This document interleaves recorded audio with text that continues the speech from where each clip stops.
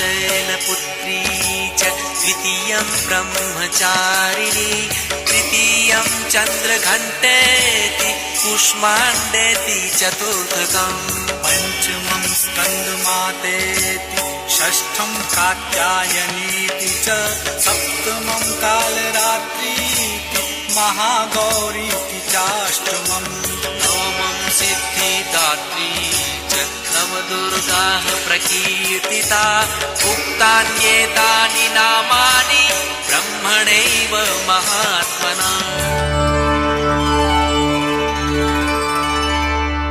माँ दुर्गा जी की नवी शक्ति का नाम सिद्धिदात्री है। ये सभी प्रकार की सिद्धियों को देने वाली हैं।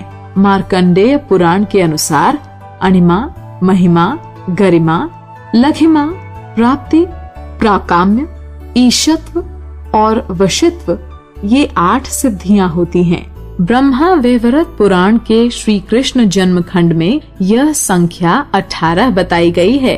इनके नाम इस प्रकार हैं: 1 अणिमा, 2 लघिमा, 3 प्राप्ति, 4 प्राकाम्य, 5 महिमा, 6 ईशित्व वाशित्व सर्व कामना वासायिता, 8 सर्वज्ञत्व, 9 दूर श्रवण, 10 परकाय प्रवेशन, 11 वाक् सिद्धि, 12 कल्प वृक्षत्व, 13 सृष्टि, 14 संहार करण सामर्थ्य, 15 अमरत्व, 16 सर्व न्यायकत्व, 17 भावना, 18 सिद्धि।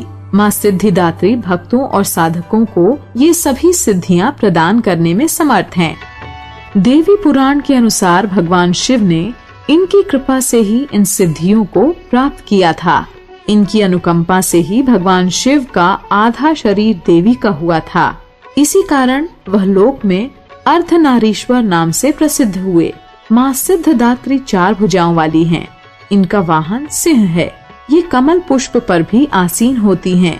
इनकी दाहिनी तरफ नीचे वाले हाथ में चक्र, ऊपर वाले हाथ में गदा तथा बाईं तरफ वाले नीचे के हाथ में शंख और ऊपर वाले हाथ में कमल पुष्प है।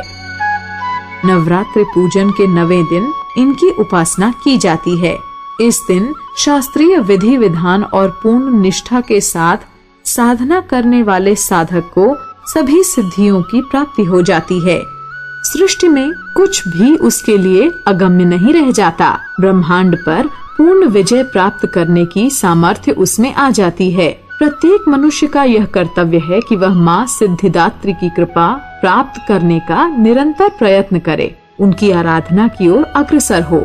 इनकी कृपा से अत्यंत दुख रूप संसार से निर्लिप्त होकर संसार सुखों का भोग करता हुआ वह मोक्ष को प्राप्त कर सकता है। 9 दुर्गाओं में माँ सिद्धिदात्री अंतिम है। अन्य 8 दुर्गाओं की पूजा उपासना शास्त्रीय विधि विधान के अनुसार करते हुए भक्त दुर्गा पूजा के 9वें दिन इनकी उपासना में प्रवृत्त होते हैं। इन सिद्धिदात्री माँ की उपासना पूर्ण कर लेने के बाद भक्तों और साधकों की लौकिक पारलौकिक सभी प्रकार की कामनाओं की पूर्ति हो जाती है। लेकिन सिद्धिदात्री माँ के कृपा पात्र भक्त के भीतर कोई ऐसी कामना शेष नहीं बचती है जिसे वह पूर्ण करना चाहे। वह सभी सांसारिक इच्छाओं, आवश्यकताओं और स्पृहाओं से ऊपर उठकर मानसिक रूप से माँ भगवती के दिव्य लोकों में विचरण करता हुआ उनके कृपा रस पीयूष का निरंतर पान करता हुआ विषय भोग शून्य हो जाता है। माँ भगवती का परम सानिध्य ही उसका सर्वस्व हो जाता है।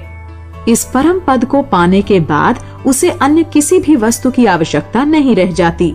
माँ के चरणों का यह सानिध्य प्राप्त करने के लिए हमें निरंतर नियम निष्ठ रहकर उनकी उपासना करनी चाहिए। माँ भगवती का स्मरण, ध्यान, पूजन हमें इस संसार की असारता का बोध कराते हुए वास्तविक परम शांतिदायक अमृत पद की ओर ले जाने वाला है।